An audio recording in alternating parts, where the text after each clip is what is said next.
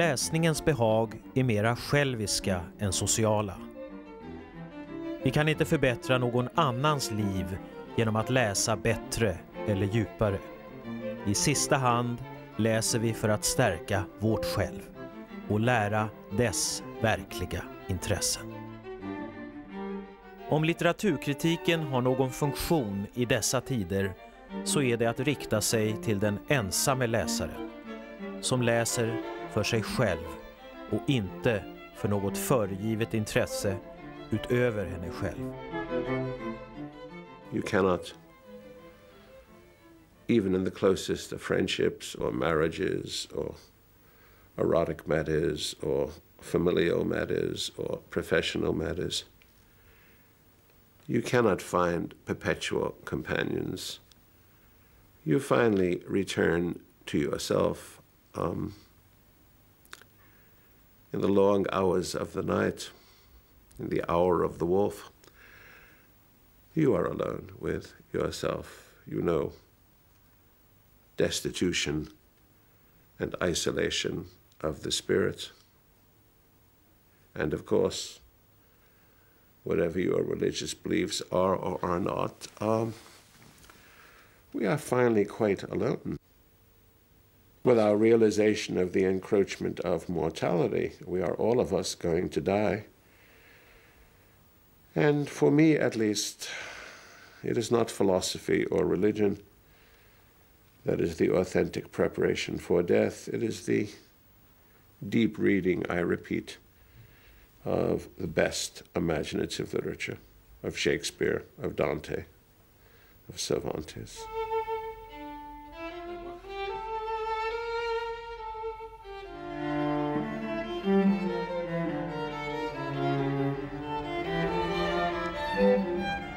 Harold Bloom är 70 år, med ett långt liv som litteraturkritiker. Mot slutet som ett slags enmanskorståg för läsningen av goda böcker. God litteratur skulle vi säga. Självklart det blir ett himlaliv. Vem är han att säga vad som är god litteratur? Finns det någon som längre kan och någon som längre bryr sig? Ja, Harold Bloom som sagt. Och med stort genomslag, inte minst i USA. I en rad uppmärksammade böcker på senare år om Shakespeares betydelse för vår syn på oss själva, om hur vi bör läsa och varför, och inte minst vilka böcker vi i första hand bör läsa, Harold Blooms egen litterära kanon för västerlandet, har han med ett slags blandning av passion och uppgivenhet redovisat sin kärlek till litteraturen och sin syn på läsningen, den djupa läsningen och vad han egentligen menar med det. Specific enough, it will involve not necessarily silence, since I frequently, when I'm alone, read out loud to myself, particularly if it's poetry or a drama. But it does involve being solitary, whether indoors or out. It does involve complete concentration. I don't think it's a good idea to be trying to listen to Mozart or Bach or Stravinsky while one is reading Shakespeare or Strindberg, or holding a conversation with one's wife while one reads. It is a deep and committed activity. I should add, lest this begin to sound too strict and too formal an activity, it is, I think, ultimately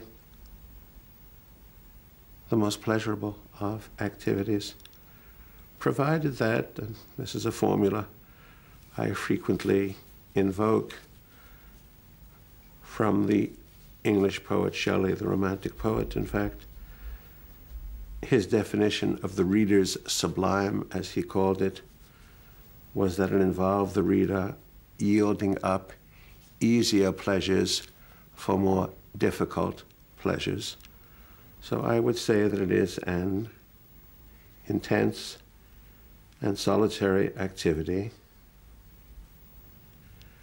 undertaken in the quest for a more difficult pleasure. Why should one yield an easy pleasure for a difficult pleasure? Well, there are, I suppose, erotic equivalents, and there are, in general, surely human equivalents. You know, frequently we encounter someone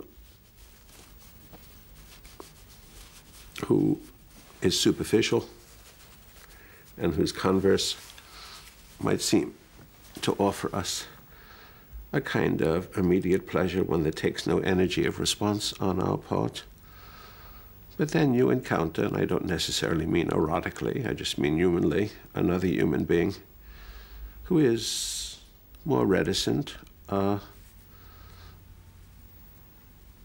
more formal, more reserved in terms of yielding up his or her secrets, by which I mean the secrets of temperament, of personality, of character, of world vision. Also, by a difficult pleasure, or a more difficult pleasure, what Shelley, I think, meant, and what I certainly mean, is wisdom. We all know that we are now in what internationally is being called the age of information. Information is very easily available to us. Indeed, we are flooded with information. We need but turn on the World Wide Web. We need only turn on the television set, and information will come pouring out for us. And of course, to some extent, we also do read for information. We read a technical manual, or we read a history because we need and want that information.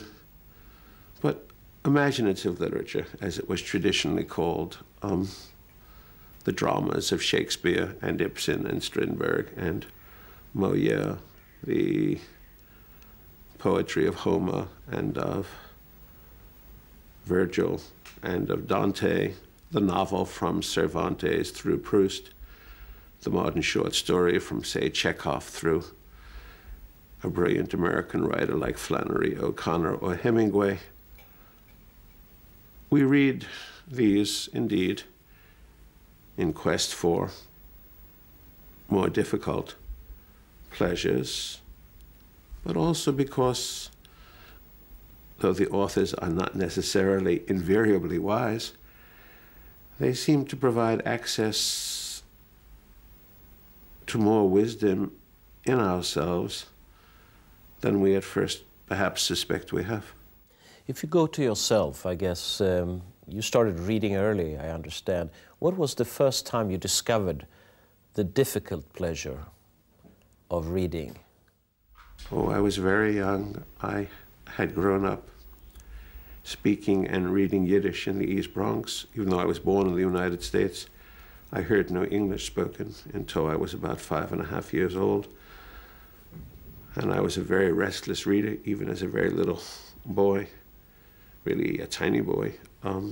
After I had read my way through Yiddish poetry and fiction, I started to teach myself to read English. And I remember when I was very, very young, becoming fascinated by the poetry of the British romantic poet and mystic, I should say English romantic poet and mystic, William Blake.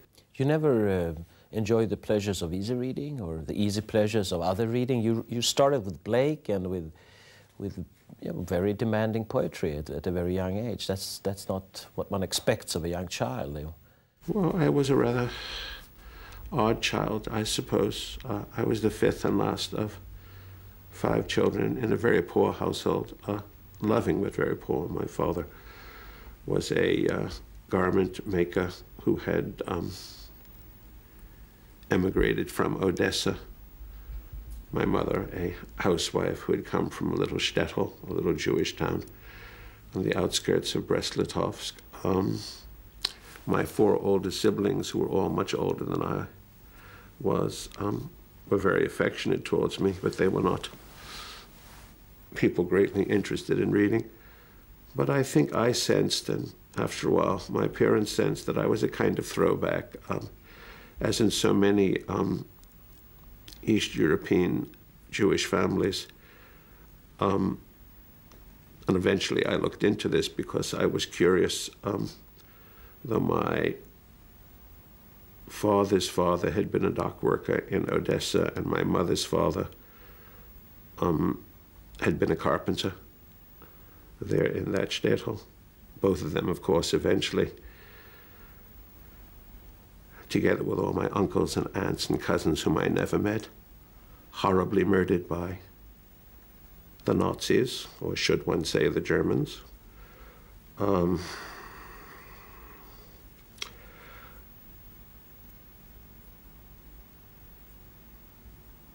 There had been learned men and some learned women back in the family. I eventually discovered that there had been Talmudical scholars and Kabbalists and wonder rabbis of the Hasidim, as they were called. And though I have never been normatively religious in temperament, and even at my bar mitzvah quarreled with the Orthodox rabbis because I already had Gnostic or heretical leanings, I was a throwback, clearly. I've come to understand that now that I'm 70 years old. I had, as a little child, a scandalous ability to memorize almost involuntarily as I read. Not through the eye, but through the ear, since I read out loud. And also, I read like a fire in those days. I can still read very quickly, and I can still remember most of what I read, but not the way I could then. It was, a computer could not have done better. But can one say then that literature, and in this case quite sophisticated literature or good literature, played an immense role in your personal life at a very young age? I think I had very little other personal life. I was a very shy child, very protected by my mother as her baby. Indeed, my sweetest memory, which must go back to being about 5 or 6 years old, was being in the kitchen on Friday afternoons while my mother was preparing the Sabbath dinner for Friday evening. And she walked about the kitchen in bare feet as she worked. And I sat on the floor in a corner, as I always did, with a whole pile of books, reading them very, very quickly, or if in the case of Blake, rereading and rereading and rereading.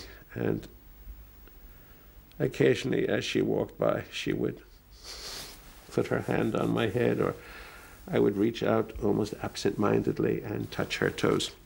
But if I go on talking like that, I will cry, and that will embarrass everyone.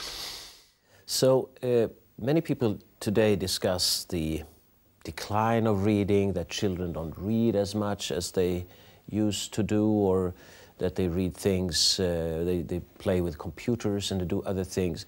But you obviously are not satisfied with people reading for the sake of reading, but you are very interested in that they should read the great literature. That's, and can you explain why couldn't we start with sort of the easy pleasures, or maybe be content with the easy pleasures? What is it that is hiding behind this? Wisdom, as I said before, my dear, wisdom. We thirst after wisdom, whether we know it or not, or we ought to thirst after wisdom. Where shall wisdom be found is the ancient biblical and classical question, and it still seems to me germane in every way. But I'm glad you asked me that, because I had the experience recently in a piece published in the Wall Street Journal in New York City on my 70th birthday, July the 11th. I addressed the Pottermania phenomenon of the Harry Potter books, not intending to cause a controversy, but bringing down 400 negative letters on my head and a great deal of controversy. I had read one of them for the first time. I thought it was awful, and still think it is awful. Why was it awful? Because it is written in cliches, my dear, dead metaphors. It is very badly written. It is not alive at all, because the characterization is paper thin. Everyone in the book, at least the first one that I read, The Sorcerer's Stone, including the young Harry Potter, is just a name upon a page. It's not the representation of a possible person. That children who otherwise would not read were willing to read this because it was not going to turn them into readers. They were not going to go from there to, say, James Thurber's The 13 Clocks or Kenneth Graham's The Wind in the Willows. How do you know? How do you know that that won't lead to that? Why well, because I started to talk to many of the parents that I know in New Haven and New York of children, and a few of them had gone on, you know, to such books, but most had not. You might be right, but what I hear against you is that if people, or young men, or young people don't start to read at all, they for sure will never discover anything else. But if they start to read whatever, or almost whatever, they might discover the difficult pleasures. Forgive me for interrupting you, but moving one's eyes over a page does not in itself necessarily constitute reading. There has got to be some distinction of language, some distinction of thought. I would think more important on the level of writing for children even than on the level of writing for people in later phases of life. Does it make any difference then to you if a child or a child's parents purchases a video game or a book? What is a book? Well, that's what I'm saying. A book. I mean, let's talk about any book. We're asking ourselves now, what is a book? A book ought to be, in some sense, a challenge for the reader to grow a little clearer, a little wiser, a little more comprehensive, perhaps even a little more gentle, both towards the self and others. It's a very high demand you, of course, set for reading. Of course, one can say one can read for pure short-term pleasure instead of doing something else. The question, of course, arises how and how do you bring about people, how do you make people take that step towards difficult pleasure, which we are talking about? There is some resistance involved with it. You have to spend time, invest some energy in order to reach that wisdom, or at least that clearer sight which you promise waits. As you know, my dear, we once had something called education, both in the United States and in Sweden. There were teachers who taught children to read, indeed to memorize, not by rote, but to read so deeply and thoroughly and with love and out loud to themselves and to others, so that they began to possess what they were reading, particularly poems, by memory. And of course, if you possess it by memory, then it enriches you. It is a problem in education, though, as you imply quite accurately, it's now an almost insuperable problem.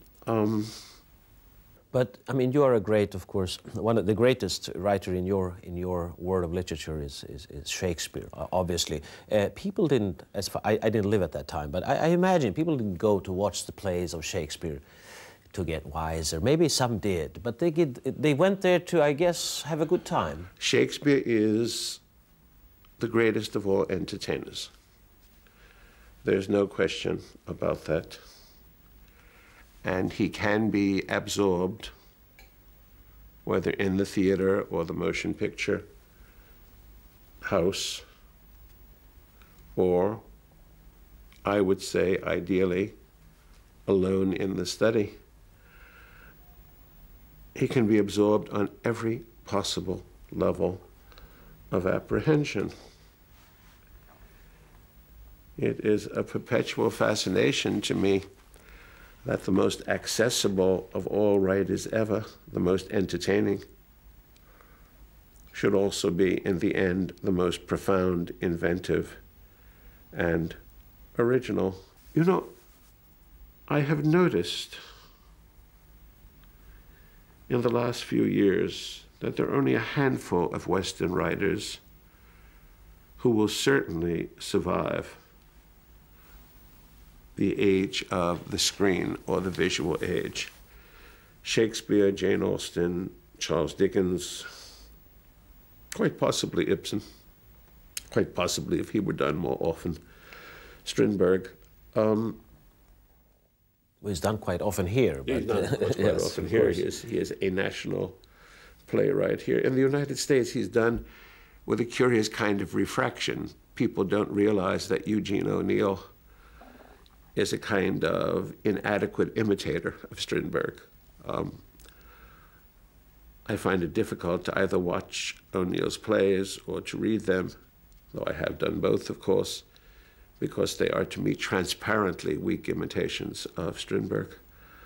But these are the writers who will survive the visual age, because one aspect of them, and it is by no means their strongest aspect, but still one authentic aspect of them is easily adapted to the screen. So what is it that eventually will turn a work of literature into, as you say, a canonical work, an everlasting work that will outlive the authors and several generations? I would say two attributes or powers in particular.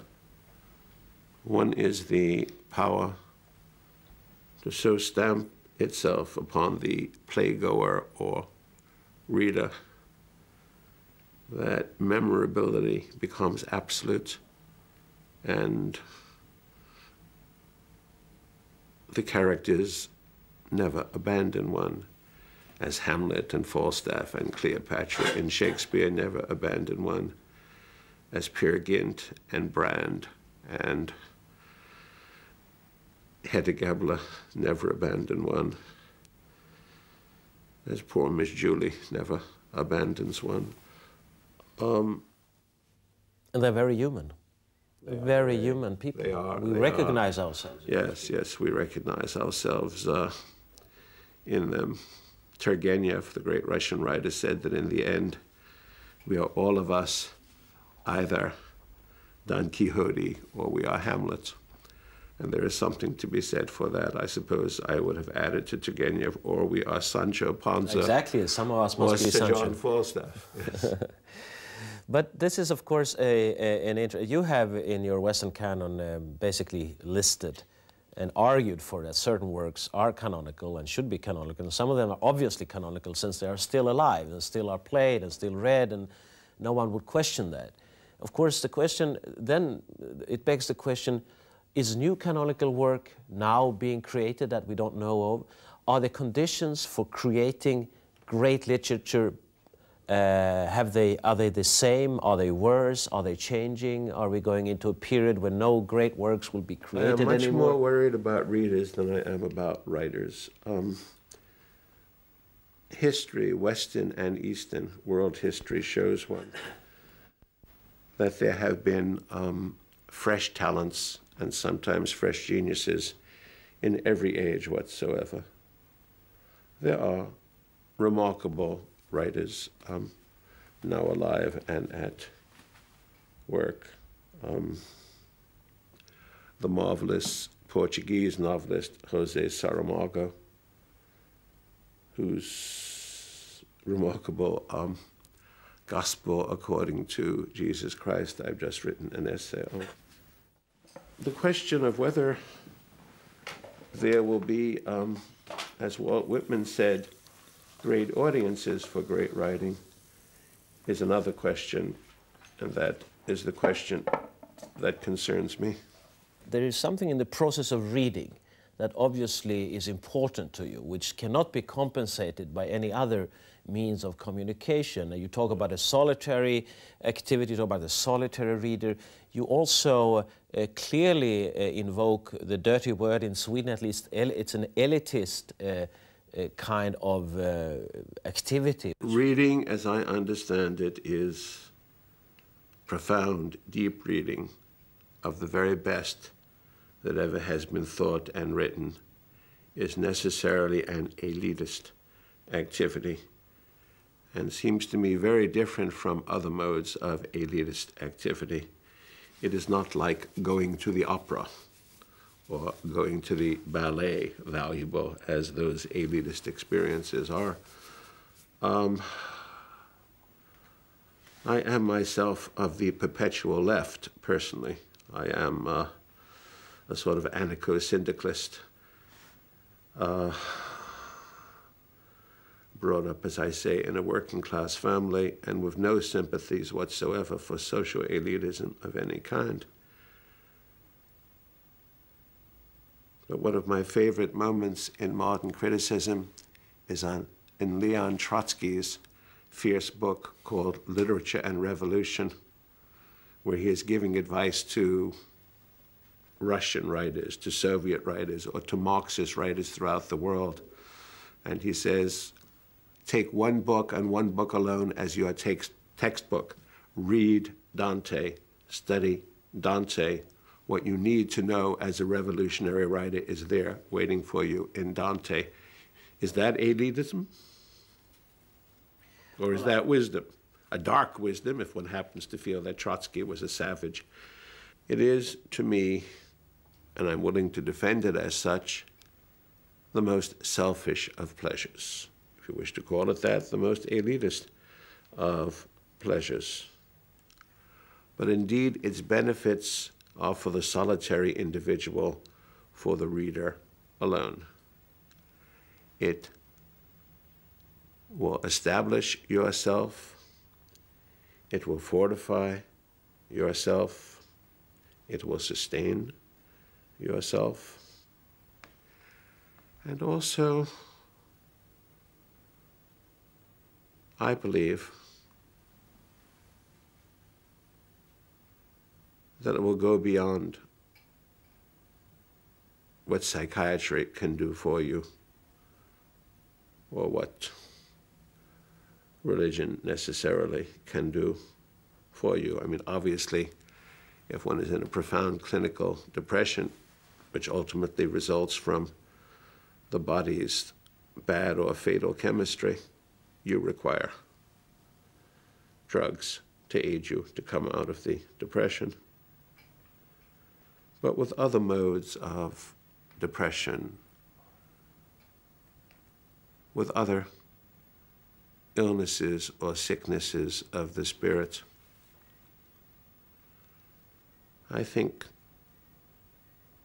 that the experienced reader, the deep reader, will discover that she is encountering the most healing of pleasures. So what is the prospects for deep reading as you see them? What are they? Well, on the mass level, it can look rather grim. But you know, Göran, it is my experience, confirmed for me by recent book tours in Italy and in the United States on behalf of my latest book, How to Read and Why. Thousands of people, literally, whom I've never seen before, Italians and American, come up to me after I read from the book. I don't just sign books, I sit there for hours before and after a reading because I am a teacher. And I talk to people and I listen to them as closely as I can. And of course I can't deal with them, thousands of letters and email from all over the world. And while I'm heartened, it's also hopeless because I haven't got time and strength to deal with all of it. I have to rely upon people's goodwill and realizing that I can't reply to everything. But as I say, it heartens me because it seems to me that solitary, deep readers, that young women and young men with an overwhelming and authentic passion for reading, are born everywhere, at every moment, in every nation. That it is a deep human need, a deep human desire, perhaps even a fundamental human type, which is eternal, which will not be washed away by any technology. But reading has run its course. I mean, mass reading is a couple of centuries old, the ability for many people to read many books. And of course, reading will stay. It's not going to disappear, but its impact on society might change. I mean, it's the weighted importance of it in our... Well, I'm glad you bring that up. This is almost the last thing I would have strength to say at the moment, but I think it's the most important thing. The ability to think clearly and accurately and responsibly is really dependent upon memory, much more than most people realize much of the time. You cannot think well unless your memory is powerfully stored. If your memory has in it large repositories of the best that has indeed been thought and written and said, then you will think better and you will think more clearly. Democracy, whether in Sweden or the United States or any other society, depends overwhelmingly upon the individual citizen being able to think and feel clearly for herself or himself, and to be resistant to demagoguery.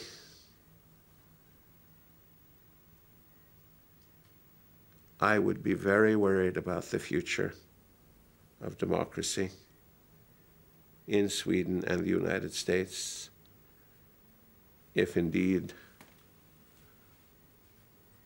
some continuity of deep reading does not endure among at least a crucial minority of their citizens.